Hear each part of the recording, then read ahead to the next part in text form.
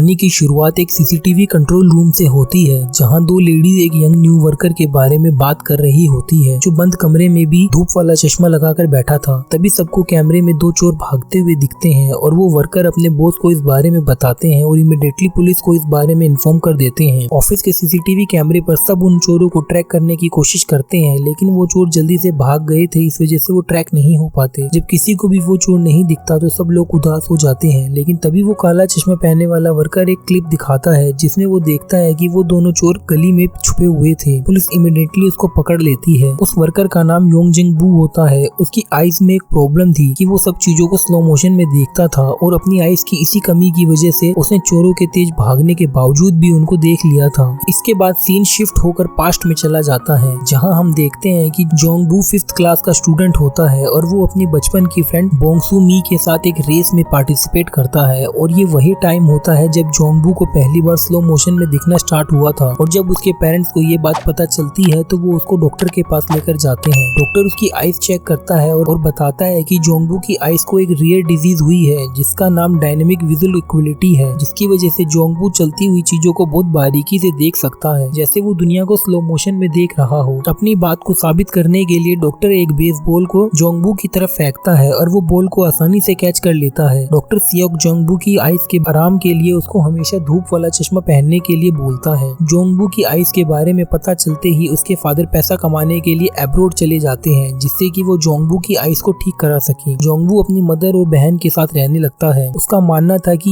ये डिसऑर्डर उसके लिए एक आशीर्वाद और श्राप दोनों है। जहाँ जोंगबू को लड़कियों की स्कर्ट स्लो मोशन में उड़ते हुए देखने में मजा आता है, वहीं दूसरी तरफ हर टाइम धूप वाला चश्मा लगाने की वजह से स्कूल में बच्चे उसका बहुत मजाक उड़ाते हैं। सूमी ही उसकी एक अकेली फ्रेंड थी जिससे वो प्यार करने लगा था। क्योंकि सूमी जोंगबू की फ्रेंड होती है, इसलिए लोग उसको भी परेशान करना स्टार्ट कर देते हैं और इस वजह से सोंगमी भी जोंगबू का साथ छोड़ देती है, जिसके बाद जोंगबू का कोई भी दोस्त नहीं बनता और इसलिए वो चाहता है कि उसकी आईज पूरी तरह खराब हो जाए, जिसके लिए वो हमेशा टीवी देखता रहता था। लेकिन उसकी आईज खराब नहीं होती, लेकिन उसको सुपर हीरो वाले शोज देखने का शौक हो जाता है और वो सुपर हीरो वाले शोज के एक्टर्स को बहुत क्लोजली ऑब्जर्व करता है और उनके फाइट करने का तरीका भी सीख लेता है। लेकिन वो प्रैक्टिस के लिए कभी बाहर नहीं गया था। जोंगबू के फादर पैसे कमाने के लिए हॉलीडेज में भी घर नहीं आते थे और ऐसे ही बहुत सारे साल बीत जाते हैं। एक दिन काम करते हुए एक एक्सीडेंट में उसके फादर की डेथ हो जाती है। अपने फादर की डेथ के बाद जोंगबू की लाइफ में और कोई आदमी नहीं बचा था